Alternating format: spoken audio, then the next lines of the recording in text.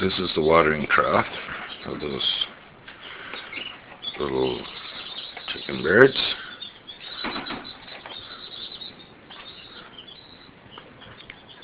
I don't know. I think they're pretty hot from their move. A little disoriented. A couple of them just kind of wandering off and hanging out in the corner over there. I guess they're having their own little meeting. But they all look pretty healthy. There's a little nest in there.